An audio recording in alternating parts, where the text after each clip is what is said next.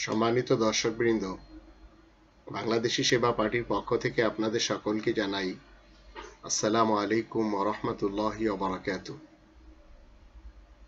বাংলাদেশী সেবা পার্টি বলতে চায়, এদেশে অনেক নারীরা এমন রয়েছে যারা ভারতের সিরিয়াল দেখার কারণে তারা নিজেদের স্বামীদের সাথে ঝগড়া করে, স্বামীদের মুখে মুখে তর্ক করে, অনেকে সিরিয়াল দেখে রূপচর্চা করে বেড়ায়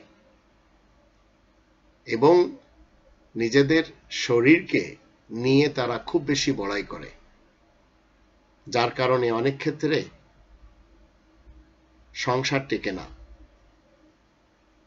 আমি বাংলাদেশী সেবা পার্টির পক্ষ থেকে প্রবাসী ভাইদেরকে বলতে চাই, আপনারা একটু চেষ্টা করবেন আপনাদের বাসায় যেন, আপনাদের বাড়িতে যেন, আপনাদের ঘরে যেন ভারতের নাটকে সিরিয়াল প্রবেশ না করতে পারে। যদি প্রবেশ করে তাহলে ওই ঘর থেকে অন্তত শান্তি উঠে যাবে, এটি নিশ্চিত ধরে রাখুন। কারণ এই কোরআনের 6 নম্বর সূরা আল-আনআম এর 151 নম্বর আয়াতে আল্লাহ বলে দিয়েছেন, কিছু জিনিস হারাম রয়েছে এই রবের কিংডমে। এই আয়াতটির বাংলা অনুবাদ হলো,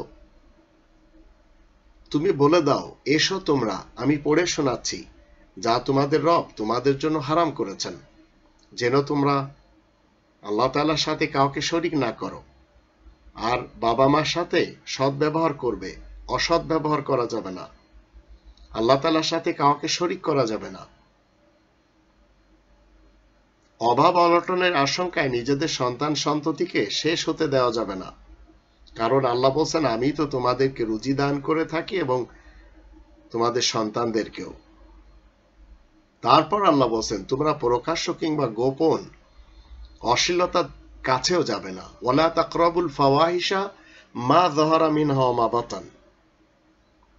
আর তোমরা এমন কাউকে হত্যা করবে না আল্লাহ যাকে হত্যা করতে নিষেধ করেছেন, তবে ন্যায় বিচারের কথা আলাদা। এসবের ব্যাপারে তিনি তোমাদেরকে তাকিদ করেছেন যেন তোমরা নিজেদের বুদ্ধি বিবেচনা কাজে লাগাতে পারো।